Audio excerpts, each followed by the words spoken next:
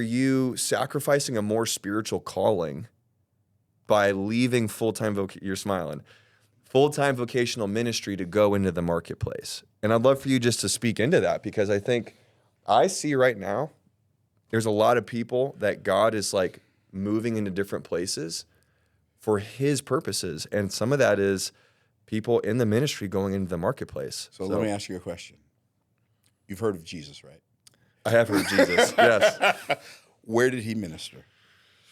He ministered in the synagogues and the marketplace. Exactly. Maybe that's a good model. That'll help. Thanks so much for tuning in, guys. It's interesting that the marketplace and ministry both are ministry. The marketplace is ministry even for people who aren't ministers, because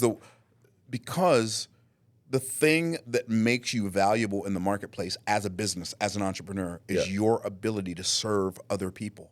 The word ministry means to serve. People don't understand how selfishness is the thing that keeps them from getting the things they want selfishly. Okay, break that down, please. Okay. I was just sharing with some folks at a conference I was speaking at today. Money is not wealth. Money is one of the things we receive when we get wealthy. So what is wealth if money's not wealth? Now, notice I didn't say wealth is not money. I said money's not wealth. They're not the same thing. Money is not wealth. What does that mean? Wealth is your ability to provide value, to serve value to someone other than yourself. It's you go in business. If you go into business and your objective is to get other people's money, you're not serving them. You're using them to serve you. Whoa.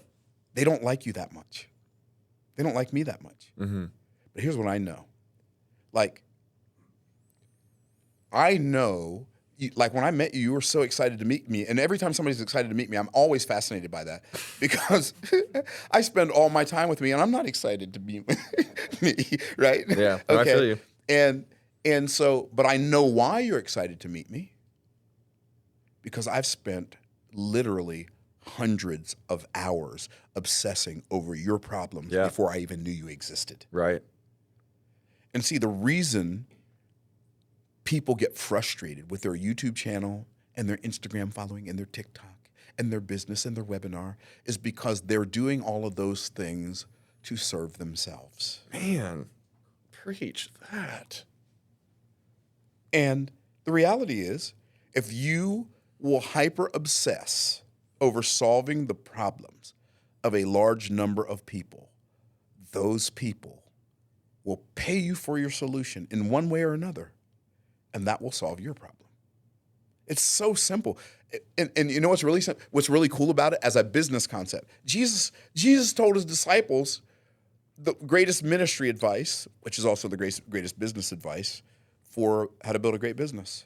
He who will be greatest among you, let him be the servant of all. It's so simple. Yeah. So if you're, having a heart to serve people is a funk you can't fake. You can attempt to fake it, but people can tell if you're faking it. For sure. People can tell if you're pretending to serve them or you're genuinely seeking to serve them. And so I tell people, like, you want to build a big YouTube channel, you want to get 100,000 subscribers on YouTube, you want to get 1 million subscribers on YouTube, I'll tell you exactly how to do it. Be more interesting. They say, okay, I'm going to go be more interesting. No, time out. Before you run off, JoJo, slow down. You don't become more interesting by attempting to be more interesting. The only way you will ever be more interesting is to be more interested in solving somebody's problem other than your own. Yeah, that's it. Changes the game. And then because when people see that you have answers for their problems, right, they're coming to you for their answers. And then they get the answer and they go do it. And they meet you in real life and they say, you changed my life. But I didn't really change their life. I just obsessed over their problem and showed them where to find the answer. And then when they found the answer and they did it, they were like, that was easy. I can't believe my life is so much better. Well, that's what the truth does. It frees you from the bondage of not knowing. Hey, entrepreneur, just give me 1 second. Most entrepreneurs don't realize that they're only one algorithm update away from completely becoming irrelevant to their audience. And the only thing that protects you and me long-term is a bulletproof personal brand. I've helped business owners build brands that not only scale their revenue, but actually outlast trends. And after studying the most influential entrepreneurs on the planet, I've discovered 14 undeniable laws that every elite leader must follow to stay profitable and visible in the AI age. So I put all of them in a free guide called the 14 Undeniable Laws of a Personal Brand, and you can download it now at capchatfield.com/undeniable. QR codes on the screen, links down below. Go get it now. And if you want, follow the instructions after to take the next step to have me and my team follow up with you and help you build that brand. Again, capchatfield.com/undeniable, links down below. I think what's really cool about the marketplace too is it's the model of actually going out into the world and bringing the solutions. 100%. You know, Monday through Saturday. Like, 100%. Instead of just, hey, come to the church. Come to church for 90 minutes. Yeah. On Sunday. Come to church, feel good for a little while. And I'm not saying that's all that happens. No, for sure. And I love serving in ministry, so I'm not poo-pooing ministry in general, but me either. But here's the problem with ministry. People think ministry is the job of the pastor. But the job of the pastor is to equip the people in the church for the work of the ministry. Yes. And if they miss that, then if the pastor's the only person in the church doing ministry, you don't have a church. You have a country club with a celebrity pastor. Yes. You're so right. You're so right. Oh my gosh. We need to fix this. Jesus said that the purpose of the church is to feed the sheep and to equip the saints for the work of the ministry. Yep. But what we've done is we've turned it into a place to entertain the goats. And for the pastor to use his talents, his skills, and his popularity to impress the people. It's insane. Yikes. Jesus never intended any of that. No. Oh, man. I was at a business conference. And I love helping people wake up from their slumber of arrogance from ignorance and thinking that they know things. I was at a business conference, and people ask me questions. And if I'm at a business conference, whether I'm speaking or whether I'm just having a conversation, I am a follower of Christ. I am not attempting to get you to be a follower of Christ because I can't get you to be a follower of Christ anyway. It's not my job. My job is to sow the seed or water the seed. My job is not to give the increase. So I'm not convincing people to come to Christ. Sure. That's not my job.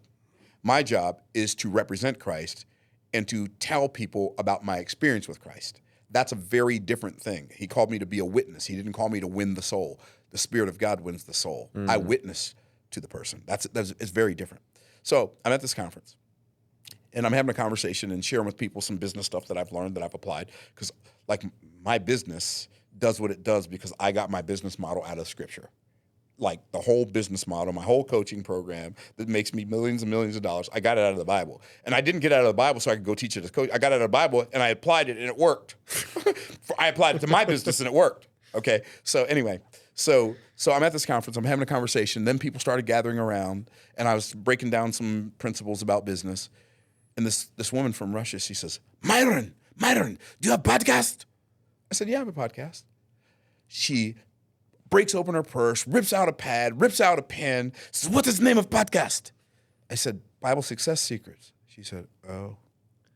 She put her notepad back in her purse. She put her pen back in her purse. I said, wow, that was fascinating. What was that about? She said, oh, I'm not a religious person. If you enjoyed that clip and you want to watch another video like it, you can just click right over here. Or if you want to see my other channel, Directed Life, full-length interviews and really deep conversations, you can click over here.